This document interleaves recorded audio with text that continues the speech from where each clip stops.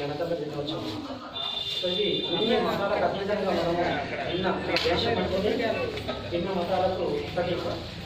దినోత్సవాన్ని పురస్కరించుకొని చేసినటువంటి గ్రామ సర్పంచ్ ఉప సర్పంచ్ ఉబ్బల రాజయ్య గారికి, అదేవిధంగా మాజీ సర్పంచ్ మోతే రాజగౌడ్ గారికి, మల్లికార్జున గారికి, మా పాఠశాల వ్యాపార కమిటీ అధ్యక్షులు రవీంద్ర గారికి, మరియు ప్రధాన పూజారి గారు వెంకటాచార్య గారికి, అదేవిధంగా వేదిక అవతలైనటువంటి గ్రామ పెద్దలు కానీ, యువజన నాయకులు కానీ, సభ్యులు కానీ, అందరికీ, అదేవిధంగా నా తోటి అందరికీ కూడా మరియు ప్రియమైన విద్యార్థులందరికీ కూడా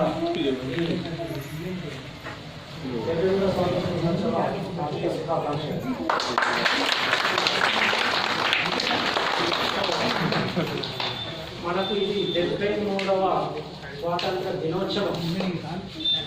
ఇక్కడ ఒక్కటి మనం గుర్తుపెట్టుకోవాలండి, ఇన్ని రోజులు మనం 72 సార్లు స్వాతంత్ర దినోత్సవం జరుపుకున్నాము.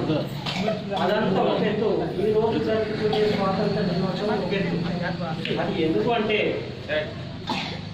మన భారతదేశం అంటేనే ఇంక్లూడింగ్ కాశ్మీర్, మన భారతదేశం అంటేనే కాశ్మీర్తో సహానే మన భారతదేశం.